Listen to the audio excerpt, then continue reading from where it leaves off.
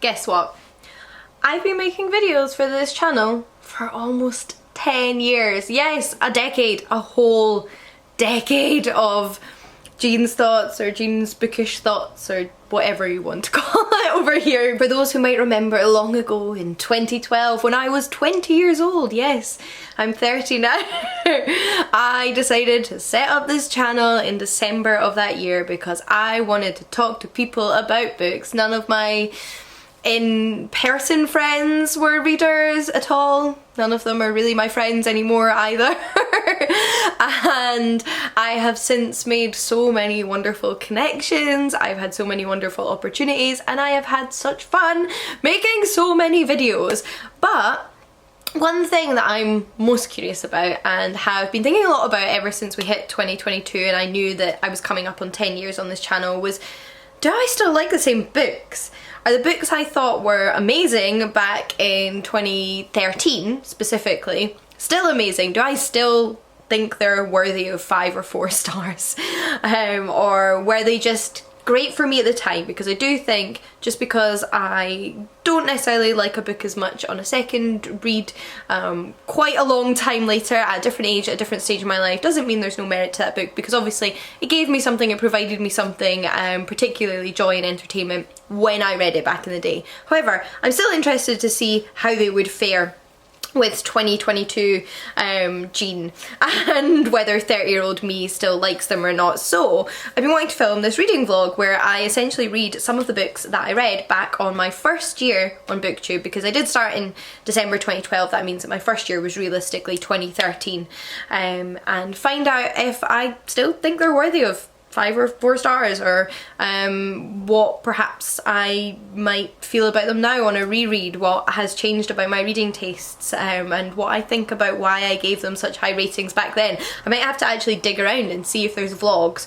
not vlogs, but YouTube videos, standard YouTube videos with reviews where I talk about why I love them so much, and maybe I can insert clips from those in this video. But otherwise this is going to be a good old reading vlog, just rereading some books I read 10 years ago. Now I do want to talk to you about the books. Now I do want to run through some of the books I gave 5 and 4 stars back in 2013 on my first year on BookTube, just to give you an idea of what we might be reading. There's a few I know I'm definitely going to be reading, and also to give you an idea of what I was reading and enjoying back then. Sorry, that was an email. But before I get into the list, I also want to say a massive thank you to the sponsor of this video, who are Serious Readers, and I will be talking about them a little bit more in the actual video itself. But yeah, this video is sponsored. I am very, very grateful, and I'm excited to actually tell you a little bit more about who Serious Readers are. However, what are the books I gave 5 and 4 stars back in 2013? So apparently I read 71 books that year. I rated 71 books at least, and what I can already see straight away from my 5-star ratings is like 10 volumes of Fruits Basket or something along those lines. I basically wrapped up reading the Fruits Basket manga series that year. I'd started it quite a long time before that, but I decided to binge them all. I remember reading them during my university exams. It's all still quite vivid in my memory, and I read, I think actually 13 volumes that year, if 23 is the final one. I'm not sure exactly, but they all have received 5 or 4 stars from me, so a big chunk of that was those books. I then also started the Fables comic book series, which is a comic book series by Vertigo that is set in the contemporary world but is full of fairy tale characters who have left the fairy tale realm because of a war that was going on there. It's not exactly like, but similar to Once Upon a Time, and I really, really enjoyed that comic book series, so I'm not surprised to see that the volumes I read that year that I started at are in the 5 and the 4-star rank. But I actually never got past volume 6 or 7. Individual volumes, I really enjoyed number 1, it got me into the series. However, I did enjoy volume 2 a little more, which is this one. I just felt like there was a little bit more story, there was a little bit more action and drama, and I was starting to get to know the characters better.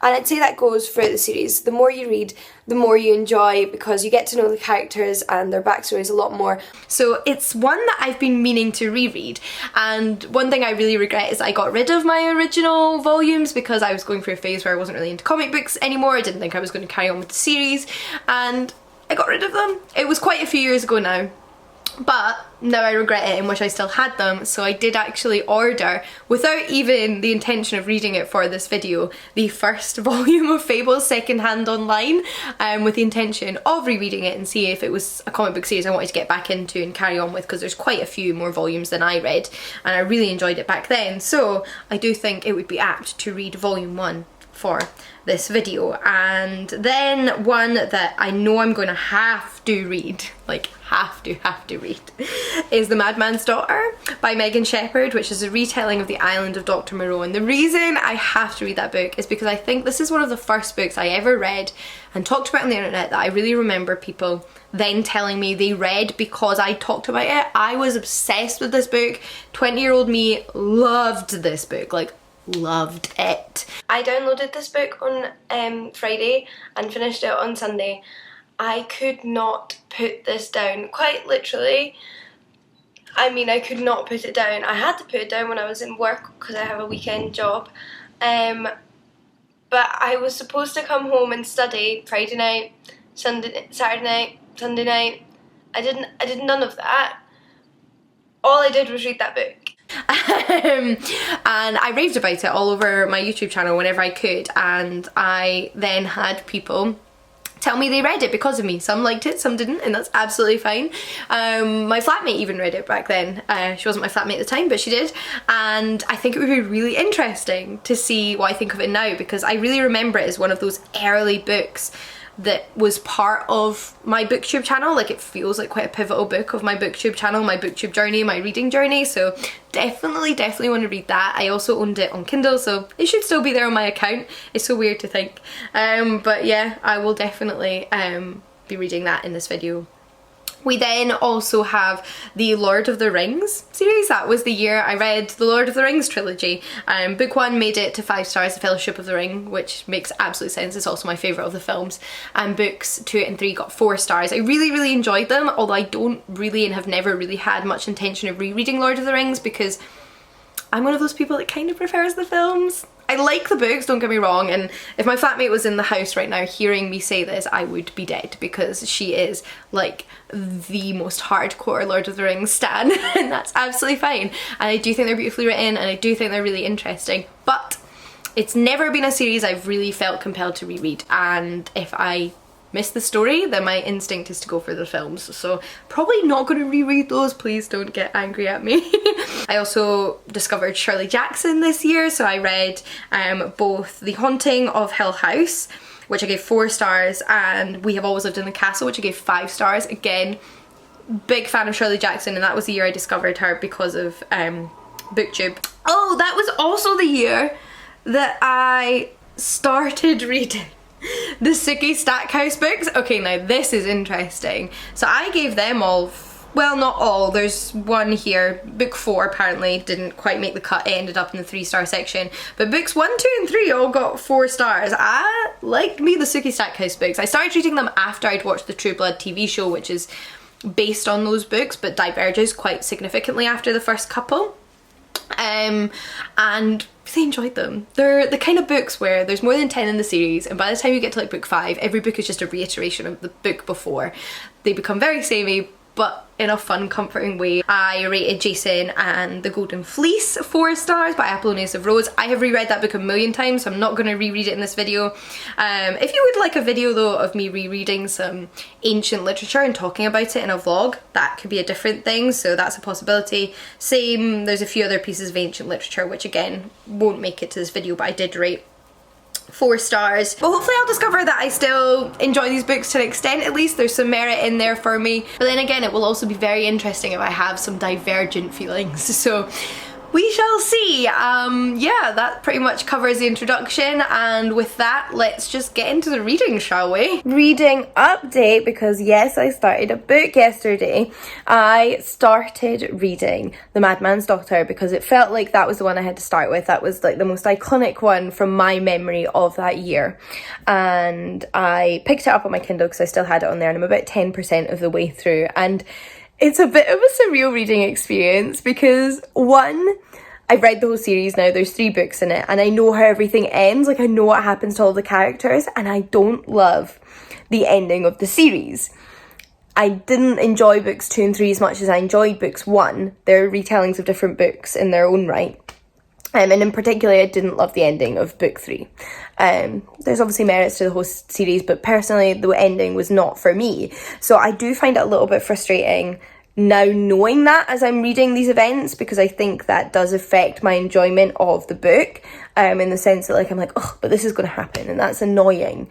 So I'm trying to approach it like it's a standalone, because I think it can kind of work as a standalone, the book itself, from what I remember. But I'm having to process that and let that go, because that was my immediate thought as soon as like one of the characters came onto the page, Lucy, and I was like, oh, but I know what happens.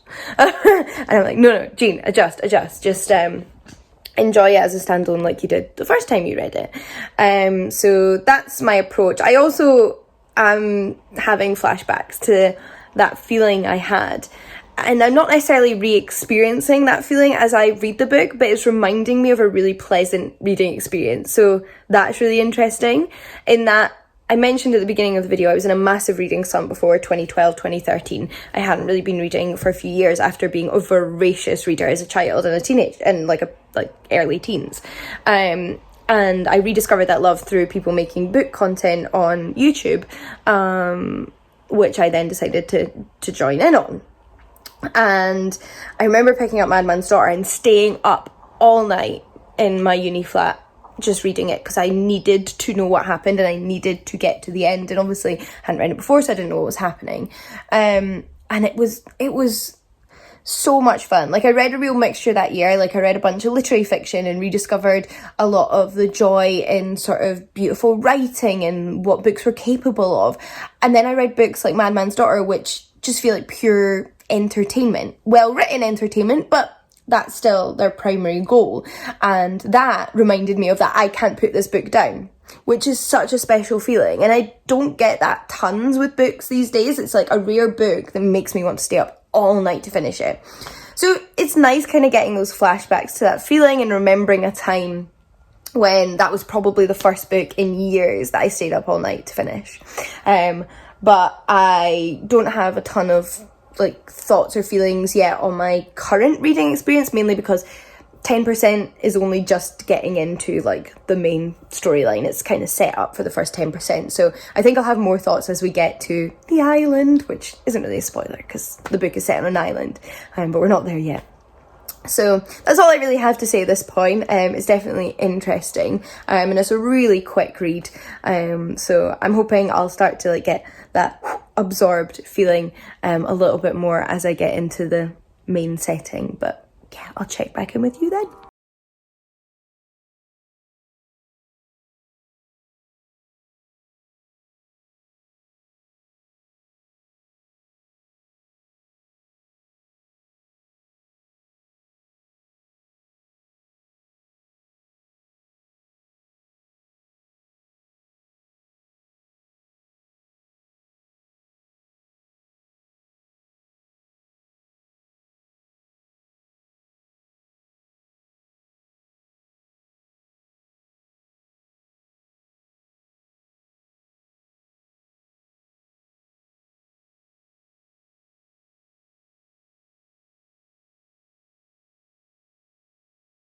Date time. I've actually started all 3 books I plan on reading in this video now. It's actually just generally been really fun revisiting these books, because it also has felt a lot like revisiting a ton of memories. This year was the second half of my 3rd year of my undergraduate degree, and then the first half of the 4th year and final year of my undergraduate degree, because it was a 4-year programme. So like a lot happened in that time period, and I really remember reading these books and like exactly where I was. I think I mentioned to you before, I read Madman's Daughter really early that year when I was first getting back into reading. I remember like sitting in my tiny little bedroom in my 3rd year flat. I was the last person to move into that flat, so I had the teeny tiny room, although I quite enjoyed how cozy it was. But I remember like sitting in my room, which was basically like a bed, and like staying up really late reading this book. And I also started reading the first Suki Stackhouse book, but I started that on audiobooks. I decided to download it on Audible because I like having an audiobook. There's occasions where I'm not in the mood to read a physical book, where it's inconvenient to read a physical book, where it's just straight impossible to read a physical book. I like to have a book, and as you're probably used to in these vlogs now, I like to always have an audiobook. So I decided to download that, and I'm pretty sure I did not read this book on audiobook originally. I'm really enjoying the audiobook narration actually, because I'm getting like the southern accents, and because it is a book set in the southern states of the USA, it's just quite like nice and atmospheric and absorbing, and gives you a sense of place having those accents, because I can't do a southern accent, so when I'm reading it in my head it doesn't sound as cool, because they're very cool accents. So I'm enjoying the listening experience. And I really remember when I was first reading this series, it was actually at the point in the year when I was now in my new flat, so I moved into a different flat at the beginning of 4th year for my final year of university, and I remember reading those books in my bed. So yeah, all round it's been a real trip down memory lane. I'm about 25% of the way through Madman's Daughter on my Kindle, and I'm enjoying it more now. I think as soon as they got onto the ship to travel to the island where the main narrative takes place, it felt like the action and the narrative just picked up a little bit more. I remember that being the bit that I kind of found the most exciting first read around, so that's a lot of fun. I still find it a little bit frustrating that I know the twists and turns of this book. I do think one of the original fun things about the book was not knowing. So it'll be intriguing to see how it goes. I'm enjoying it. Just generally as a reading experience, it's fun, it's easy, it's kind of dark, which is nice for the spooky October season. Then in terms of Suki Stackhouse, really enjoying that in general. They're quite cheesy but also kind of dark paranormal mystery romance books. They're a real mishmash, and I think if you've read any Charlene Harris you'll know what I mean. They do lean into some literary tropes that I don't love, and I'd kind of forgotten. There's a lot of just like casual mentions of sort of like weight and body shape, which I don't love in books. I find this really common actually, more so in like thrillers and mysteries set in the US than probably any other genre, and I don't love it as a trope. I find it really unnecessary to the narrative, and I don't think it's very pleasant to read if, like me, you struggled with an eating disorder in the past, or just like general disordered eating. So that I don't love. It's not been as bad as some other books, but it definitely falls into some of that, which is a little bit annoying, but at the same time I am really enjoying returning to this book. I think because it's also an adult book as opposed to a young adult book like Madman's Daughter, it's more my cup of tea these days, because I read less young adult these days than I did back when I was 20, reading these books for the first time. And the Madman's Daughter and the angst in that book was so identifiable to me, and I loved it. I think I'm just more of a reader, not just of adult books actually. I read more children's books now than I did back then, but there's something particular about like young adult angst which I think is fantastic, and I still love to dip in and out of now, but it's very unique to that genre. And I think we have phases in our life, they might not be the same ages, but we have phases in our life where that appeals to us more. So it appealed to me more then, and they're both quite different but both enjoyable. I can see why I really liked them the first time around. And then we have Fables, which I'm not terribly far into, but this is one in particular that I think I've forgotten the most about, interestingly enough. I don't remember a lot of the small details of it. I remember like the big characters like Snow White and the Big Bad Wolf, who are two of the major characters in this comic book series, because it's all about fantasy fairy tale characters in our world. They've been forced to leave behind the fairy tale world because of a war that was taking place, and they're now here sort of living discreetly. And I remember those characters, but I didn't remember everybody. Like at the very beginning we have a scene with Beauty and Beast, which I really enjoyed. It's fun. I think I'm going to really enjoy getting back into this. I think this one's going to throw me through more loops and have more surprises in it for me on a second read than the other two, but they're all still enjoyable and nostalgic.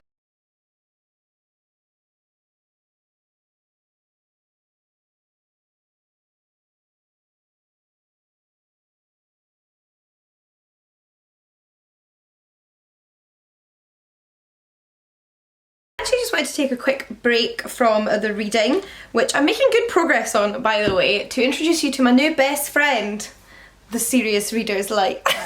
So as I mentioned at the beginning of this video, we are actually sponsored today by Serious Readers. So the Serious Readers got in touch with me a little while ago about their lights, which are serious indeed, but in the best possible way. I'd actually come across them briefly before through a friend of mine who used them. And basically Serious Readers are a company who build their lights right here in the UK, and they're specifically created with the intention of keeping your eyes as happy and healthy as possible. They use a special daylight wavelength technology which effectively simulates genuine outside daylight. So rather than a lot of the artificial lighting that you can find is straining on your eyes, can cause headaches, the blue lights for example in your backlit computer screens and phones, this is very kind to your eyes while still giving you an incredibly high definition light source that makes it much easier to read. And actually I've been using them for my jigsaw puzzles as well, because I mean those tiny little details are sometimes very hard to make out, but it's been much easier with this, particularly here in Scotland, where as the autumn and winter are encroaching we're getting less and less daylight, and it's been very dull here in Edinburgh, so I've had a lot of extra appreciation for this. I've been using it now for a couple of months. They did get in contact with me a while ago with the intention of me trying out their product and then deciding if I want to talk about it. And really I was more than happy to say yes after a few months with this, because it's become a staple part of my reading. If it's not like first thing in the morning when the sun is at its height, this is what I'm reading with. Or if Jill, my flatmate, hasn't stolen it, there's been a bit of warring between us over this light because it's both of our new favourite thing. Although thankfully for both of us, along with this light actually came their compact table light. So when we're reading together I'm able to use my main light and she uses the smaller light. And one of the things that is particularly excellent about this model is that it has both a dimmer switch, so you can make it brighter or dimmer depending on what kind of light you need, and you can adjust the spotlight, so you can make it more focused on a small area, or you can make it more broad to cover a larger area, and I've been really enjoying that. So yeah, I've been all around super duper pleased, and I'm also really grateful to Serious Lights for giving me a offer code. So if you decide to purchase one of their lights, which are customizable in a multitude of different ways, including whether you want a dimmer switch, whether you want it to be on the wall, on your table, on the floor, etc., you can use the offer code Jean20 and you will get yourself a little compact desk light. So you know, you can have one in multiple rooms or in different spaces, or share with your flatmate or partner like I do. So that's fantastic, and I'll have Serious Readers linked in the description box down below. So yeah, a massive thank you to Serious Readers for sponsoring this video, supporting this channel, and of course for providing me with the offer code for all of you. With that said, it is time to get on with that reading.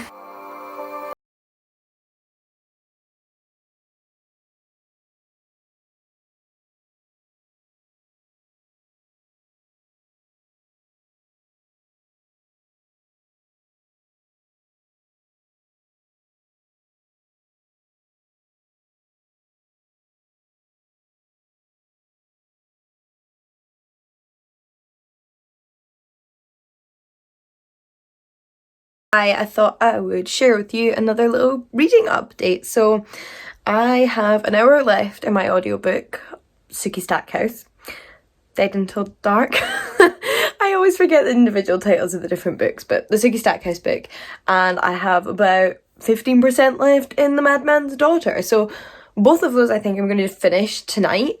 Just power through and finish those. Power through sounds really negative. I'm really enjoying both of them. I think both of them are better on a first read, if that makes sense. Like, I think both of them benefit from some of the surprises, but actually they've both wrapped me up in them.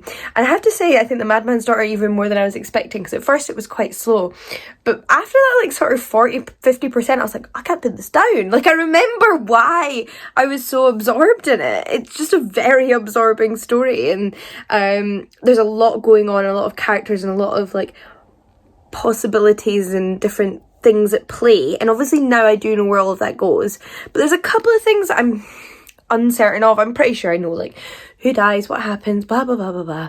So there's not a ton of surprises, but it's still got that pacing that keeps you engaged. So yeah, that's been good. I am a little bit frustrated that I'm not going to read the second two, but I've talked about that already quite a lot. And I'm not going to read them because I know I didn't like them. And I know I don't like what happens in them. So I'm just going to have to accept this book. But as a standalone, and I think it can be read as a standalone, although you might have questions about certain things with certain characters, so then you might want to read it. It's one of those things where I'm like, I could say, yeah, you can read it as a standalone, but if you know there's sequels, what's the likelihood of you not reading them? Anyway, so I've still really enjoyed rereading it, actually. I've got really, really into it. I think it's a really interesting take on the classic by H.G. Wells, and I think it's making me more and more keen to pick up the Daughter of Dr. Moreau, which actually is just over in that corner there. But it's Silvia Moreno Garcia's new book, which is an adult retelling of The Island of Dr. Moreau, whereas this book is a YA retelling, and I think it would be really interesting to read a more adult book. I mean, not that there's not adult appeal in The Madman's Daughter, but just see what two different authors do with the same classic. I'm really intrigued, and also the fact that they've decided to use the daughter character to create this sort of storyline around. So I'm really keen to pick that up. I really extra want to pick that up right now. I feel like it could have gone one of two ways in that respect, and it's really pushed me to want to read another one. So I think once I'm done with all these books I'm reading for this vlog, that's what I'm going to read next.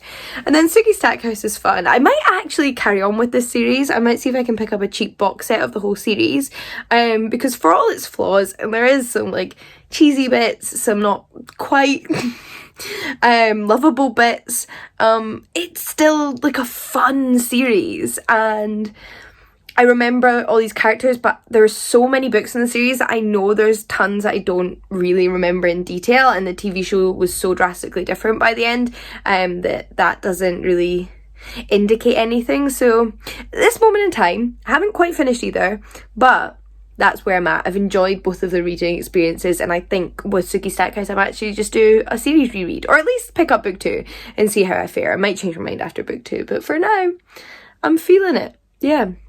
So that's how we're getting on. I haven't read any more of Fables, but I will tomorrow during reading sprints I'm hosting on my channel. So probably we'll finish that tomorrow as well, meaning that we will have come to the end of this vlog and I can share all my final thoughts with you.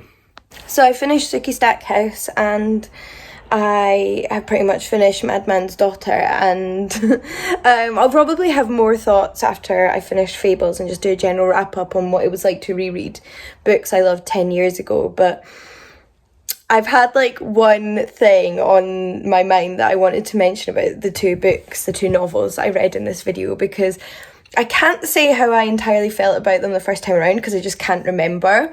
But one thing I've very much taken away from both these books, despite enjoying them, despite them being page turners, despite me enjoying the reading process, is that by the end of both of them, all of the male characters were driving me nuts. I really disliked most of the love interests in both of them, most of just the way the male characters treated the female protagonists. I found them way more annoying than I remember necessarily finding them back when I was 20. Particularly Madman's Daughter, I remember shipping Edward and Juliet hard. Like, that was what I wanted from that book. And like, there's redeeming qualities to Edward, don't get me wrong. I can kind of see why that's what I was thinking when I was 20, but also his pushiness in The Madman's Daughter. And I actually don't think you're meant to ship them. Like, I don't think this is the author writing a problematic or annoying character that we're supposed to love.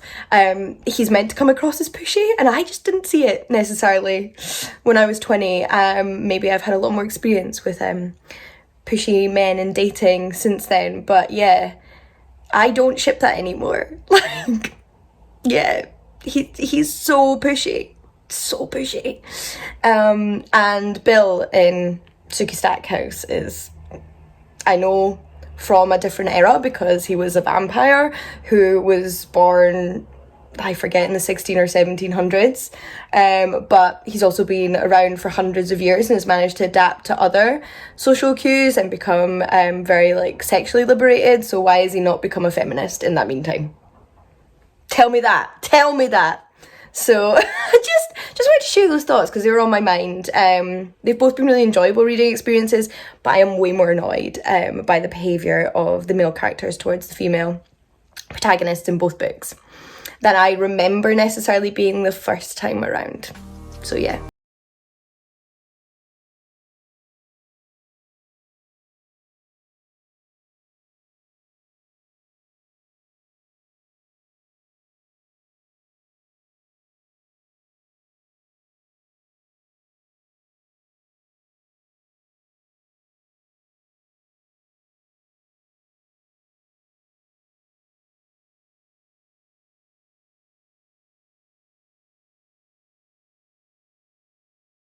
Day.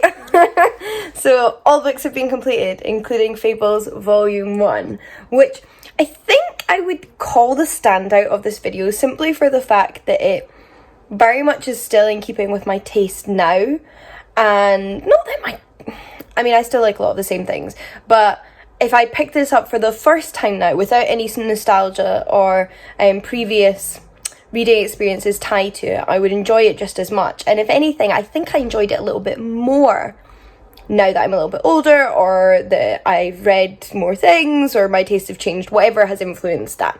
I don't know. But I actually think I enjoyed this even more. Like, I gave it 4 stars last time. I think it's still very much deserving of 4. Could edge on a 5. For me, really, really good, and I'm really looking forward to carrying on with the series. It probably helped I didn't remember it as well, so there was more surprises for me. But I also just think it's quite like a complex comic book in the sense that there's like a lot of layers and a lot of things going on, a lot of characters, and you pick up on new things on a reread that you didn't even necessarily pick up on in the first time because it's so detailed. I mean, with both the art and the text. So I'm really looking forward to carrying on with the series. Still annoyed at myself for getting rid of my volumes, so I'm going to be picking up the next ones again, hopefully second hand, and giving them a read through and potentially finishing the series. I think that would be really fun, like really seeing it through. It's a pretty long series. I don't know exactly how long, but pretty long. And I love Snow White in this book. She is the mayor of the sort of fable community. Well, no, she's the deputy mayor of the fable community in the human world, but she basically has all the like real jobs. The mayor doesn't really do anything. He's just a face. I think it's King Midas, definitely a king from fairy tales or mythology, who is the mayor, and then Snow White is basically the one in charge, and Big Bad Wolf is the police detective or the private investigator of the Fables community. And at the very beginning of this series, Snow's sister, Red Rose, who you may or may not know depending on what sort of related fairy tales you're familiar with, goes missing, and there's quite a violent scene that's left behind in her apartment. So Snow is naturally very concerned, and the Big Bad Wolf has to investigate, or Begbie is his name. She's also dating the Pied Piper, Red Roses, and there's a bit of flirty tension between Snow White and Begbie, which I do remember follows through, and Snow White is naturally divorced from Prince Charming, who is such a cad, but I love it. It sort of explains the idea that so many different fairy tales have Prince Charming. In this version, he is just one person, Prince Charming is one person, and he just keeps marrying different women, and sort of, taking advantage of women, we will say. So yeah, really enjoying this. I've pretty much summarised, I think, all of my thoughts and feelings when it comes to the other 2 books. I don't really have anything particularly to add. I enjoyed reading them both, but I was left with the sense of annoyance at the male characters by the end of both of them. I think that's less important when it comes to Madman's Daughter, because their flaws are very much part of the story. They're not meant to be idealised or perfect. I think I did just idealise them a little bit more when I was younger, which works. And I actually kind of just like the dark, gruesome, almost cliffhangery ending of Madman's Daughter. I know I won't be reading books 2 and 3 because I didn't like the direction the story took, so I'm just appreciating it for a standalone, and I think that works. And maybe I'd feel differently if I didn't know what happened in the next two books and I'd want to reread them, but I think it works. So yeah, I'm going to leave that there, but it was really fun revisiting that book, and it was a lot actually more gory and gruesome, particularly by the end, than I actually even remembered it being. I sort of skimmed a small portion right there at the end because it was very intense, and I don't want to necessarily give anything away, because if you've read The Island of Dr. Moreau, then you'll know what's happening, but if you haven't and want to go into this book without knowing, then I don't want to spoil it for you, but you probably know if you've read The Island of Dr. Moreau. It has really made me keen to read The Daughter of Dr. Moreau by Silvia Moreno Garcia, though, because I love this book for retelling fodder. Like, I think it's a really interesting book to retell, so I'm really excited to see what Silvia Moreno Garcia does with it, and I'm going to start that ASAP. And then in terms of the Sookie Stackhouse books, I thought I was going to immediately jump into book 2 because I was enjoying it so much, but I was so fed up with Bill by the end that I actually don't think I will. I think I'm going to take a break. That's not to say I won't carry on with the series, because I actually think I would really like to get back into it and reread it, but it's not going to be I must read book 2 right to this minute. I know there are characters that come into the series that I really enjoy, but they don't in book 2, so I might have to wait and be in the mood for it. I'll just pick it up at some point. We will see. I do think I will reread the series, but for now it's not top of the TBR list. So yeah, that was a really fun and interesting experiment. I definitely think I've changed in 10 years, which is natural, but in other ways the things I like have remained rather consistent. I've just grown since then and developed since then, which is pretty true of most of my life. My interests have been pretty consistent since I was a child. So I enjoyed revisiting that and just thinking a little bit about all the wonderful books I have discovered and have enjoyed for whatever they're worth at the time I enjoyed them because of BookTube. BookTube came to me at the perfect time of my life. It's continued to be a massive part of my life, and I'm really, really grateful for it, and I feel like this was a sort of nice way to sort of relive some of that nostalgia and joy. So I hope you've also enjoyed just hearing my thoughts on these books the second time around after such a large gap. I have no idea if any of you were here for the original readings of these books, since it has been between 9 and 10 years that I talked about them. But thank you for watching if you've made it to the end, and once again massive thank you to Serious Readers for sponsoring this video. I've actually got my little table light right here next to me. They are fantastic, and like I said, I'll have them linked in the description box down below, and you can use the code Jean20 to get yourself a little free desk compact light along with a purchase of any of their Serious lights. That was a really bad camera angle, but you saw them earlier. So yeah, until next time, happy reading, and I'll see you all again soon. Bye everyone.